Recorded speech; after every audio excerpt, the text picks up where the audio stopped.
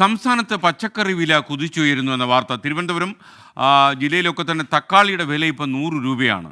സാധാരണക്കാരുടെ കുടുംബ ബജറ്റിനെ താളം തെറ്റിക്കുന്ന രീതിയിൽ പച്ചക്കറി മാർക്കറ്റിലൊക്കെ വില കയറുന്നു എന്ന് ഹരികൃഷ്ണൻ റിപ്പോർട്ട് ചെയ്യുന്നു ചാല മാർക്കറ്റിൽ നിന്ന്. അവിടെ നിന്ന് ഹരികൃഷ്ണൻ തത്സമയം ചേരുന്നു. ഹരികൃഷ്ണൻ, ഇത് ചാല മാർക്കറ്റിൻ്റെ മാത്രം പ്രശ്നമാണോ? മറ്റുള്ള കമ്പോളങ്ങളിലും ഈ പച്ചക്കറിക്ക് വില കയറുകയാണോ?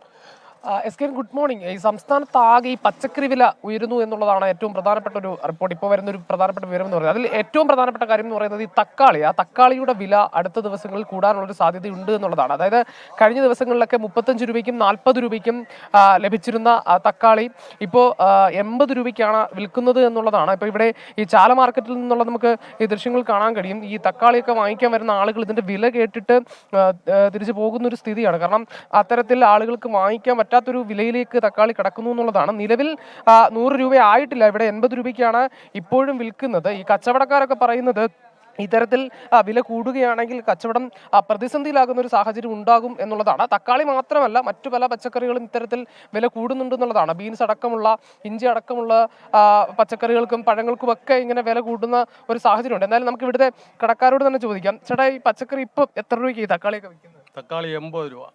80 രൂപ റീറ്റെയിൽ പ്രൈസ് ആണോ? ചില്ലറ വിൽപ്പന 80 രൂപ. അതറിയാൻ പറ്റില്ല. നാളത്തെ വില. ഇന്നലെ 80 രൂപ തന്നെ. അതിന് മുമ്പ് 60, 70 അങ്ങനെയായിരുന്നു. എന്താ ഇങ്ങനെ വില കൂടാനുള്ള ഒരു കാരണം എന്താണ്? സാധനം വരവ് കുറവ്. ഇവിടെ തമിഴ്നാട്ടിൽ നിന്നും മറ്റുമൊക്കെ. തമിഴ്നാട്ടിലല്ല, ബാംഗ്ലൂർ. എന്തായിട്ടാ ഇങ്ങനെ തക്കാളിക്ക് പച്ചക്കറിക്കൊക്കെ വില കൂടാനുള്ള ഒരു സാധനം അവിടെ മഴയത്ത് സാധനങ്ങളില്ലെന്ന് പറയണത്, കുറച്ചാണ് പറഞ്ഞത്. അതിനുള്ള സാധനം ഇവിടെ 2000 രൂപ പെട്ടി 80 രൂപ വിൽക്കുന്നത്. മുതൽ തന്നെ വിത്തവരുള്ളു. മുതൽ നിന്നാണ് നമ്മൾ ചിലവ് കഴിഞ്ഞു പോകുന്നത്. 1/2 കിലോ ആണ് വിൽക്കുന്നത്. 1 കിലോ വാങ്ങി പോയാൽ ബുദ്ധിമുട്ടാണ്. 1/2 കിലോ 1/4 കിലോ അങ്ങനെയാണ് വിൽക്കുന്നത്.